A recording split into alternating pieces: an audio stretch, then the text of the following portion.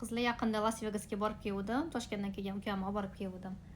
O'sha qarasam hozir yangiliklarda o'sha Las Vegasda bitta ota bolasini maktabga olib ketayotganda 11 yoshli bolasini yo'lda otib qo'yishdi. Nima bo'lgan?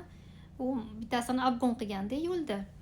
Obgon qilgani uchun u bolani shaxsiyatiga tegib ketgan. Samani obgon qildingmi deb. Keyin shundoq miltig'ini olib mashinasiga otgan. A u yerda orqasida bolasi bo'lgan kichkina.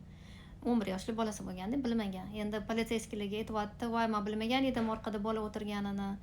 Men 100% aybim bor" deb gapiryapti-da. Keyin anu bechora otasi yig'lab yotibdi.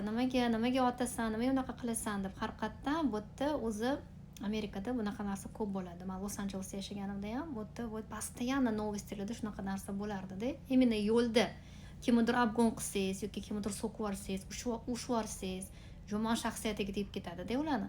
O'shanga men ko'raman, ayniqsa Kaliforniyada, mana Meksikadan kelganlar, SNGdagilar ko'p, o'zbeklar ham ko'p-da.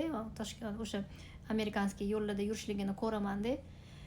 Bu O'zbekistonda zo'r bo'lib yurganinglar bu yerda o'tmaydi-da. Shundoq miltig'ini olib otib yuborishadi ham-da.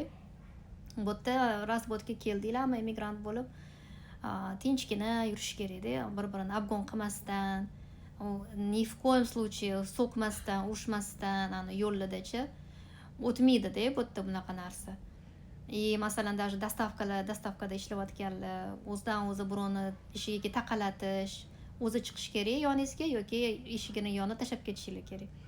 Endi это не значит, что любой joyga borsang seni otib qo'yishadi. Endi shunaqa ham bo'lishi mumkin. Shunaqa narsalar bo'ladi bu yerda-da. Chunki juda ham ko'plarni qo'lida miltig'i bor. Ko'plar narkotikda bo'ladi yoki jinniroq bo'ladi, har xil anaqalar bo'ladi-ku situatsiyalar.